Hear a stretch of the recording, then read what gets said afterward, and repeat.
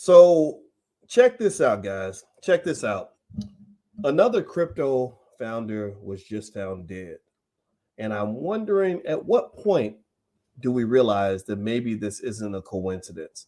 I'm going to talk about this and why crypto is turning out to be a dangerous industry for more reasons than one. So get comfortable, buckle up your seatbelt. We'll get started on the Black Financial Channel right now.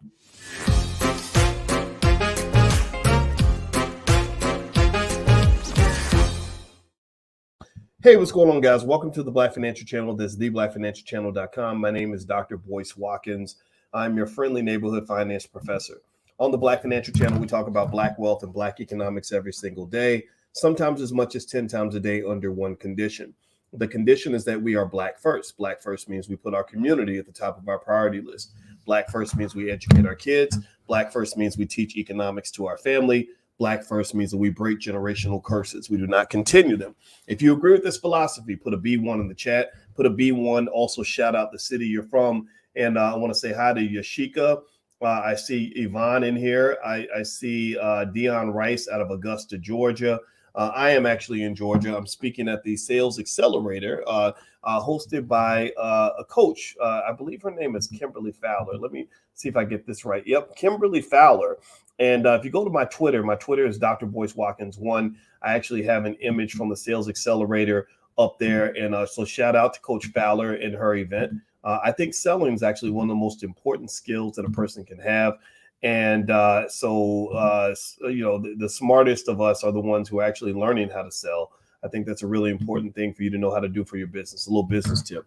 All right. So give me a yes or no. Yes or no. How many of you, Too Rich from Williamsburg, Virginia, and Ayana from Denver, how many of you have heard about these crypto billionaires being found dead, being caught sleeping with the fishes? Has anybody seen that? Give me a yes or no in the chat if you've been sort of following some of this. Some of these stories are really interesting, and none of this surprises me. None of this surprises me at all. It doesn't surprise me because if you know, with Sam Bankman-Fried and FTX, that wasn't the only time that a crypto exchange went down. You had bankruptcies with BlockFi and some other companies. And basically what's really kind of going on here, this very sinister, is the fact that they're losing people's money. Like, people are putting their deposits that they put into these accounts that they thought were safe. They thought the money was going to just sit there or whatever, or maybe they were staking their crypto. They thought it was relatively safe. And then they just show up and say, hey, it's gone. And this doesn't surprise me because you had a lot of young billionaires who were engaging in way too much leverage, who really thought that crypto could never go south, and who had most of their investments in crypto. That doesn't make any sense. And now they're kind of paying the price for it. And it's kind of sad. Well, one other side effect that they didn't plan for is the fact that now people are turning up dead. Like, literally, some of these crypto founders are being found dead. Now, there's one guy named Nikolai Mushegian who tweeted. Now he put out this tweet where he said that CIA and Mossad and pedo elite are running some kind of trafficking, entrapment, blackmail ring out of Puerto Rico and the Caribbean islands. They're going to frame me with a laptop planted by my ex-girlfriend who was a spy. They will torture me to death. So he's basically saying that the government was going to come get him. He was laying that out there. And I'm not saying that that's not possible. I mean, I don't know exactly what the CIA and Mossad have going on. I don't put anything past them. And I would just say this, though.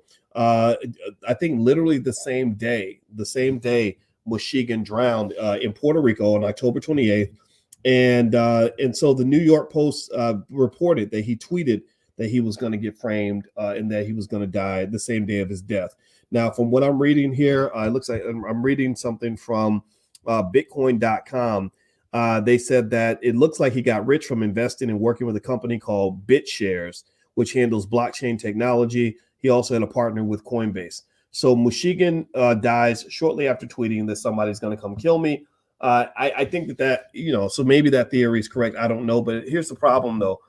There are a lot of people that wanted to deal with him. I mean, if you ran a crypto company and you were having financial problems and you're telling all these people that they're not going to get their money back, you were dealing with some people's life savings. You were dealing with people. You might have some guy who put his last 20 grand into your exchange. Now, if you're a multi-billionaire, $20,000 is nothing. That's one in, maybe 800,000 people who made deposits in your exchange. But that one person, that $120,000 means a lot to him. That might be his life. And I'm gonna tell y'all, if you're from the street, you understand people will get killed for $5,000 or $10,000. Maybe for $500. Many people have died for $500. So you have a massive problem that you suddenly. It's almost like that John Wick movie. Anybody ever seen John Wick? You ever see John Wick where there was a point where they put a price on his head, and there were all these like hundreds of killers all around the world that wanted to kill him. So he really couldn't go anywhere because everywhere he went, there was somebody there that was going to come get him. It's kind of like that being a crypto founder. I really feel bad for these guys. I really wish somebody had, been able to get into their heads and help them understand that if the things that come up can sometimes go down. I don't understand the mentality of a person that's worth $1 billion that puts 90% of their wealth in crypto. Your wealth should be spread out in real estate. It should be spread out with stocks. It should be spread out with all kinds of other investments. It shouldn't all be locked up in Bitcoin and Ethereum and some of these crap coins that are out there, these zombie coins. A lot of y'all don't know this, but there were 12,100, literally 12,100 crypto projects that literally were technically defined as zombie coins. 12,100 projects that took people's money and never gave it back because the coin was absolutely worthless. Did y'all know that? So you're playing with people's lives. You're playing with people's livelihoods. You're playing with people's money. Of course, somebody's going to come get that ass. Now, Nikolai Mushegian, actually, before I move on, do me a favor, hit the thumbs up button, thumbs up, share, subscribe. And I want to remind everybody that if you want to teach wealth to your kids in the Black Business School, we actually created some culturally relevant financial flashcards that you can take a look at. These are designed, by experts in the community. I came up with this concept after teaching students at Syracuse University. And I said, what if we started teaching Black kids about wealth while they're young? What if they knew as much at the age of 9 as grown adults know when they finish college? And these concepts can be taught to a child. You just have to do it. And so these financial flashcards allow you to do that. So if you'd like to get a bundle of the flashcards at a discount, just go to financialflashcards.com. The URL is right there on the screen.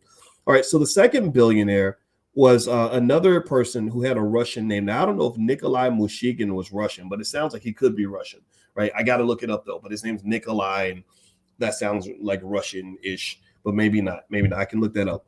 There's another person called Vyacheslav. I can't. It ends with Slav, S-L-A-V, Vyacheslav Taran. He was a Russian crypto billionaire. He died from a helicopter crash in France last Friday, November 25th. He was a co-founder, trading partner, and previous president of a company called Libertex. The company is a crypto trading platform as well as, quote, various other things. They also handle FOREX. Also, he is one of 10 Russian billionaires who have died this year. Many are looking toward the war in Ukraine as a reason for this. So Russian billionaires, these Russian oligarchs, they're turning up dead. Their lives are as dangerous as some of these rappers. We have a rapper that dies every week or two. Now we've got Russian billionaires and crypto billionaires that are dying every week or two.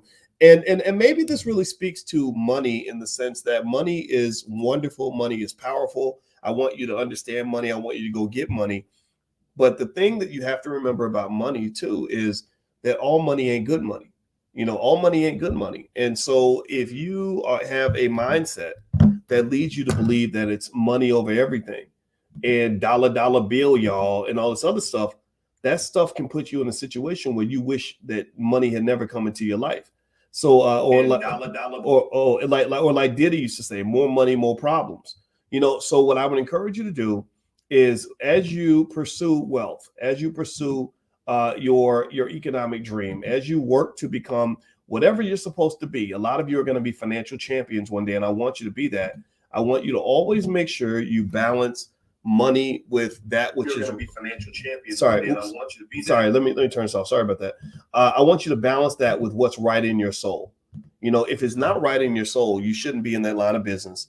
If it doesn't sit well with your spirit, you shouldn't be trying to go get that money over there. I go through it. To this day, I go through it. I meet people I was on the phone last week with a billionaire, and the thing about it is that money can be very tempting, but unfortunately, there are people that will bring you into situations that will take things away from you that are more valuable than money. You know, like your life is more valuable than money. Your physical health is more valuable than money. Your mental health is more valuable than money. So I need you to make sure you maintain that perspective so that you don't end up being in a situation where you've paid a price that you're not prepared to pay. I believe that a lot of these crypto billionaires, because they were taking money from any and everybody to do any and everything, they were taking a lot of dirty money in this crypto space. A lot of people, a lot of gangsters, a lot of killers, a lot of thugs, a lot of dope dealers, they launder their money through crypto. It doesn't mean all of crypto is corrupt. We know that that's not true. It doesn't mean that everybody who invests in Bitcoin is a criminal. It just means that you know as well as I do that there's a lot of dirty money in this crypto space. So when you have operated like a bank, but you don't have the protections of a bank, you don't have the Federal Reserve backing you up as a lender of last resort, you don't have the ability to tax and to generate revenue like the federal government can. Well, when you lose the money and you tell your depositors, hey, sorry, we had your money, but we lost it. Some people aren't going to take that lightly. So I don't think these guys are just being chased down by the government and CIA and FBI. I know that that's the narrative, right? That's the narrative being passed around because everybody wants to make this argument that crypto is for the people and anti-government and all this other stuff. No, I think that some of these people are being chased down by the types of people who will always collect on their debts. To even if it's to your detriment, they're going to get their money back by any means necessary, and they're not going to sit around and have you explain to them that they have to go sit in line at bankruptcy court to go get back money that may have been obtained illegally in the first place. They don't play that game with you. So you got to keep that in mind on whose money that you're playing with. All right, so let's move on. So we talked about two crypto billionaires that went down recently. One was Nikolai Mushegian. The second one was a guy named Vyacheslav Taran. Now they said also here that at least 10 executives have either reportedly died this year, either by suicide or in strange accidents, with half of them being associated with two of Russia's energy giants, the state-run Gazprom and the privately owned Lukoil. Another example, the oil company chairman Ravil Maganov, 67, died after reportedly falling out of a window of a Moscow hospital also in September. This is according to Bitcoin.com.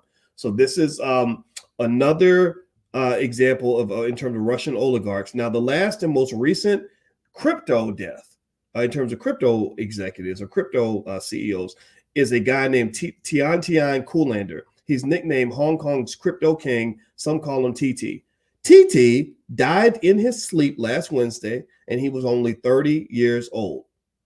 30-year-olds don't typically die in their sleep. That's kind of rare. He previously worked for Goldman Sachs and Morgan Stanley until he formed Amber, which was funded by both companies which he previously worked for. Amber had a $3 billion valuation, being a digital asset company, and they provided liquidity for miners and validators, etc. So that's the third interesting crypto death. There's also the oligarchs that are sort of just mysteriously dying as well. I can just tell you this, in terms of making money, I encourage you to really be thoughtful about where you want to be financially. Now, somebody said that the title was disrespectful. I don't know which title you saw, but I think that when I say that the crypto founders are going down and dying like rappers, give me a yes or no. Have you noticed that rappers have been dying every week?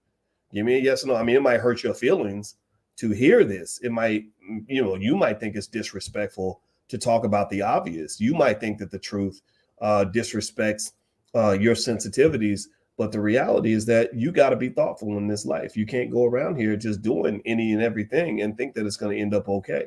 You can't, and the reality, and the other truth is, like, I remember when I was in my 20s and my father used to have those conversations with me about, who you hang with and what you're doing with your life. And the truth of the matter is that none of this surprises me. And in fact, with rappers, I know a lot of rappers and I know some rappers who, thank God, they actually realize that sometimes when you think your dreams have come true, it's actually, you're actually walking into a nightmare. You think you've arrived in heaven, but really you've actually arrived in hell. You think that being famous and having all the girls and having everybody know you is going to make your life better. No, it makes your life worse. crypto, I mean, sorry, the hip hop industry is so dangerous that those rappers need hazard pay. And I think that with these crypto billionaires, more of them are going to end up dead. That's just the reality. It's not the last time. I guarantee you, within about a week, you're going to hear about another death. And if you are one of these crypto founders that lost people's money, you probably need to get security because there are people out there that are gonna be looking for that ass, and they're not just gonna look for you for a couple of weeks or a couple of months. They're gonna look for you for the rest of your life. And then on top of that, what's really unfortunate, and it makes me really sad because a lot of them were so young, they didn't know what they were getting into. Not only are the thugs and criminals gonna be coming to get you, but the feds are gonna be looking for you. So you got problems on both sides. You know, the police that you would look to protect you are going to be part of the group that's going to actually be coming to incarcerate you for what you did. So, you know, this is interesting to me because I always talk about risk and risk assessment. And one of the reasons I've always mentioned to you guys, I don't believe you should invest more than 5 to 10% of your portfolio in crypto is because there are a lot of financial risk. But one area of risk that we don't get to talk about that much are the risks that go outside the financial. Like we know how much your bank account's worth. You can put a dollar sign on that. You can tell me how much your money is worth. But I want to ask you this. What are your legs worth? If somebody comes and breaks your legs because you took all their money, how much would you pay to keep healthy legs? Put a price tag, put a number in the chat. So we can talk about how much would you pay to let somebody come break your legs? Any price? Anybody wants to sell their legs? What about your eyes? What if somebody came and, you know, because these gangsters are terrible. Like they might pluck your eyes out or something. How much would you pay to give away your eyeballs? Or what if they just chopped your arm off? Or what if they killed your mama? What price would you put on that? Like, what's that worth? How much of a dollar value assessment would you put on the life of your mama or your kids? Or they showed up at your daughter's elementary school and, you know, did some terrible things to your daughter. Is there an amount of money? How much would you put? Yvonne says none. Yeah. Oh, come on. There's got to be a dollar amount. There's got to be an amount we would sell our family for. Wait, how much? Come on now. Well, what if they just, you know, showed up and killed you on your grandma's porch? Right? And I'm not trying to be mean. I know I sound vulgar, and I hope I didn't hurt nobody's feelings. If I did, I would say I'm sorry, but I don't actually mean it. But this is real life, man. You know, when you're talking about investing, here's the thing. There's a million people that will talk to you about getting money and making money, how to make money. And I see this. This is becoming part of the culture. Wealth building has become part of Black culture. When I started talking about this stuff back in the day, nobody wanted to hear it. Nobody really wanted to talk about economics. We're now in a stage where we are talking about economics all the time. And I'm very happy about that. You know, I'm glad to have played a part in the building of that culture. But now I want to go to that next level and help you understand balance, help you understand the limitations of money. Money is powerful, but money is powerful just like a drug is powerful. A drug can heal you and make you better, or a drug can turn you into an addict. It can either be the best thing that ever happened in your life or the worst thing that ever happened in your life. So as you're making your investments and as you're making the trade-offs that occur naturally, inevitably, because we all want to go and be successful, I want you to always remember how to protect all the assets in your portfolio. In what I call this God's portfolio. This is God's portfolio. God's portfolio says you weren't just born with the money in your bank account. You were born with so many things that are of infinite value. You were born a millionaire. You were born a millionaire. Let me explain to you how you were born a millionaire. I just asked you, how much would you pay for your health? And a lot of y'all, none of y'all gave me a price. I was looking, I was like, how much would somebody pay me if I just, you know, if I said, how much, I'll give you a certain amount of money for your arms or your eyeballs or your legs. Nobody put a price in there, or you. So you were born with some things that are more valuable than money. So you were born a millionaire, a billionaire, because a lot of y'all wouldn't sell your health, your physical health, for $1 billion. So that means that your health is worth more than $1 billion. So you were born wealthy.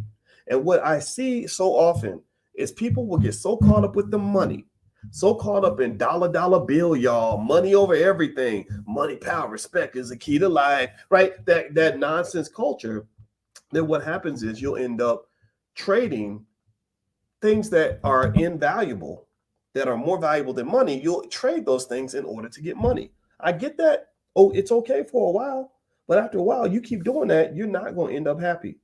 You're going to be the saddest rich person in the damn stroke ward, right? At the hospital. You're going to be the most depressed billionaire anybody's ever seen. People will say, my God, he was worth $100 million. Why would he kill himself? Well, because you didn't have balance. You threw away the things that mattered so you could get more money in your bank account.